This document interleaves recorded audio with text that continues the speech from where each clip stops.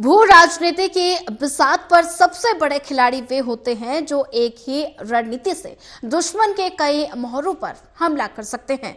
बुधवार को ऑपरेशन सिंदूर की शानदार कामयाबी के साथ प्रधानमंत्री नरेंद्र मोदी ने न सिर्फ पाकिस्तान के जिहादी नेटवर्क को निशाना बनाकर बल्कि न्याय और प्रतिशोध के लिए एक राष्ट्र की सामूहिक पुकार को संतुष्ट करके खुद को इस खेल के महारथी के रूप में स्थापित किया है।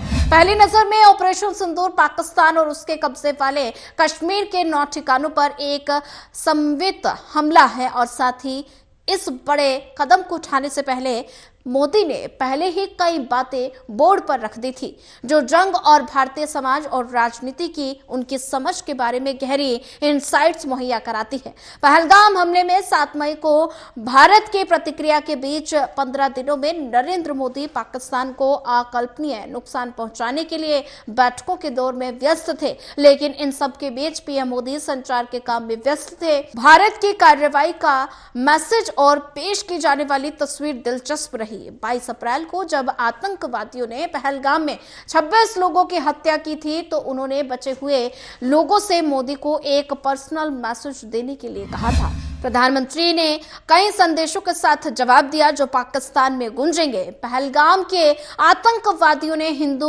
पुरुषों को निशाना बनाया था। उनकी पहचान करने के लिए वे कलमा पढ़ने को बोले और साथ ही उनके सिर में गोली मार दी गई थी और कुछ पीड़ितों को उनकी पत्नियों के सामने मार दिया गया था। ऐसे भी कहा जा रहा है कि शादीशुदा हिंदू महिलाओं के माथे पर लगे सिंदूर को मिटा दिया गया था। इसलिए सबसे पहले और सबसे अहम बात यह है कि उन्होंने इस घटना को एक ऐसा नाम दिया जो तुरंत ही सही साबित हुआ। ऑपरेशन सिंदूर शुद्ध हिंदू कल्पना में लिपटे इस नाम से यह साफ हो गया कि ये उस बेतहाशा हिंसा का बदला था जिसने भारतीय महिलाओं को विधवा बना दिया था। इसलिए ऑपरेशन सिंदूर करने वाला सिर्फ सीमा पार आतंकवादियों को खत्म करने वाला राष्ट्र नहीं था, बल्कि ये अपनी महिलाओं के सम्मान के लिए खड़ा होने वाला राष्ट्र था।